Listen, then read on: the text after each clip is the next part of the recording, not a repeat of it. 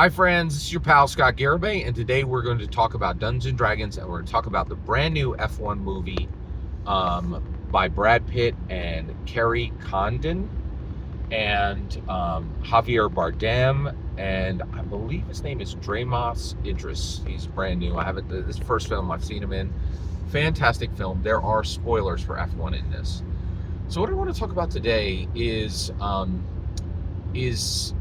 Dungeons & Dragons, Formula One, Brad Pitt asking a pie waitress a critical question. All right, so this is a fantastic film, and I think there's a lot to learn by every Dungeon Master and every Dragon Master.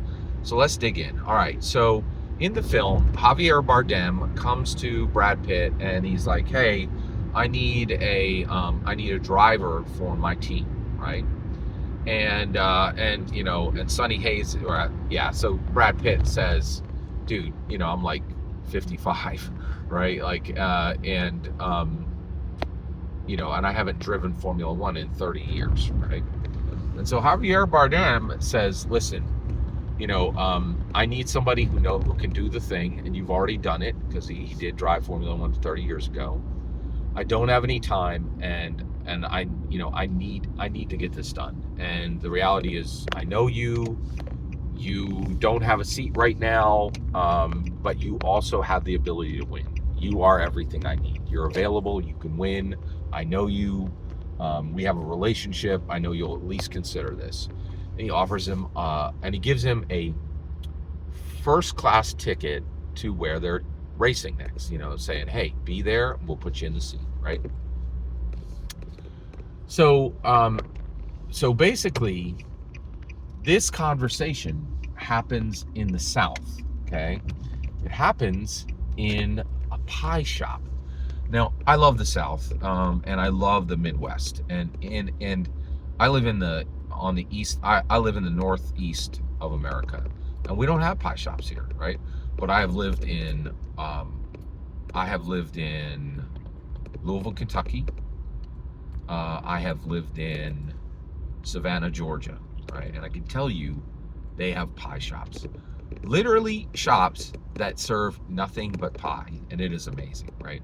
So this conversation happens in a pie shop, and Javier Bardem walks out the door, and he's not saying anymore. He's like, you have the. He's left his conversation with him. He's given him the ticket, and he's like, hey, you come or you don't, right? And I don't need to hear any words. I want to see action, right? Or if I don't see action, I'm gonna figure something else out, right? So very, very interesting. So at this point, Brad Pitt's sitting in the pie shop, and he's thinking, right? And he's like, this is a terrible idea. He hasn't driven Formula One in 30 years. It's going to be very difficult. And there's a lot of reasons why he's not perfect to drive the car. But there are some reasons why he is perfect to drive the car, right? And so it's this huge life-changing decision, right? He could die or he could become a champion, one or the other, right? And I love this part of the movie. What does he do, right? The waitress comes to him, and she's like, would you like me to refresh your coffee?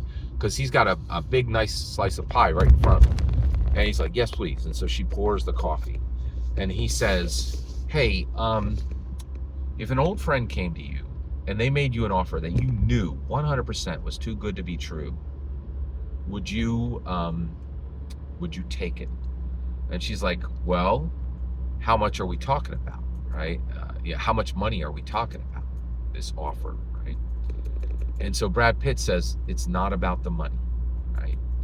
And then the waitress looks at him and asks the most important question in the whole film. And she says, what is it about, right? And I absolutely love this scene. And the reason why was Brad Pitt has this decision to make, and he really needs to make the right decision. So who does he ask? Who does he honor? Who does he believe has wisdom? Who? I can tell you. The waitress at a pie shop who's filling his coffee. And he's dead on right. That is who has wisdom, right? You know who doesn't have wisdom? Billionaires. You know who doesn't have wisdom? Leaders.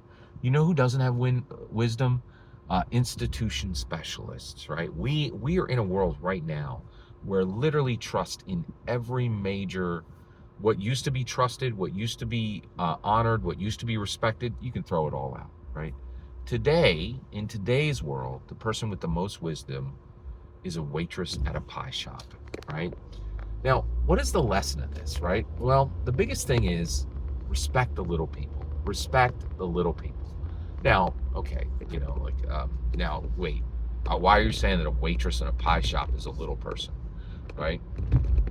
Well, the night before, Brad Pitt had won Daytona, 24 hours at Daytona. Huge race. He's on top of the world, right? He turned down a Rolex watch. That Rolex watch was worth more money than that waitress made in an entire year, right? And so from that perspective, she's a little person, but he respects her the most. He wants her wisdom, right? What does this mean for you and I as Dungeon Masters and Dragon Masters? We have to respect the little people. Now for us, wait, if we're Dungeon Masters and we're Dragon Masters, who are the little people? Well, it's the people who give us the time and the freedom to play Dungeons and Dragons. What do you mean by that, Scott?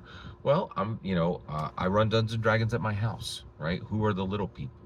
Well, the people who love me, they have to help clean the house, right? Like somebody's coming over on Saturday morning, and we're gonna run a 2-hour D&D session, right? And we gotta sweep, we gotta take out the garbage, and we gotta declutter, right? We gotta throw the clothes down the basement stairs, and we got to clean, right? And that's real, right? And that's a sacrifice, and it's a pain in the butt, right? Another one is I have the freedom to play Dungeons and Dragons. What do you mean you have freedom to play your Dungeons and Dragons, Scott? I can tell you what I mean, right? So I'm incredibly fortunate. The person who loves me the most in the world knows that Dungeons and Dragons is incredibly important to me, and she gives me the freedom to play Dungeons and Dragons. What do you mean by that, Scott? Well, many years ago, I had a good friend, and he was in the same position as me. He had someone who had been with him a long time, really loved him, right? And I said, hey, come play Dungeons and Dragons with me. And he goes, you never shut up about that. Why? And, so I told him all the things I tell you all the time. It's incredible. You got to try it, right? He's like, dude, I'm never going to play Dungeons and Dragons. And I'm like, why? He goes, I like having companionship. I want people to want to be intimate with me. He's like, how do you have anybody with you, right? How do you expect anybody's going to be with you when you're always doing this nerd? And then he used SHI, and I'm not going to say the last letter, right? And so he was like, this is desiccant, right? This is, this dries things up, man. You're never, and I realized he didn't have the freedom to play Dungeons and Dragons, right? He wasn't free. He was bound, right? Bound by a thing, right? And it made me incredibly sad, right? But the lesson for you and I is the little people. Here's the best way to end this. The little people are not waitresses in pie shops. And the little people who are not people who are giving us the time and the freedom to play Dungeons and Dragons. We're the little people. They're the kings and queens. I think that's the best way to understand it. Every single word you just heard in this video is my humble opinion. Nothing more, nothing less. The important part is when I get to hear your humble opinion, when you get in the comments and send your traffic. Please consider liking and subscribing, and have a fetch millennium.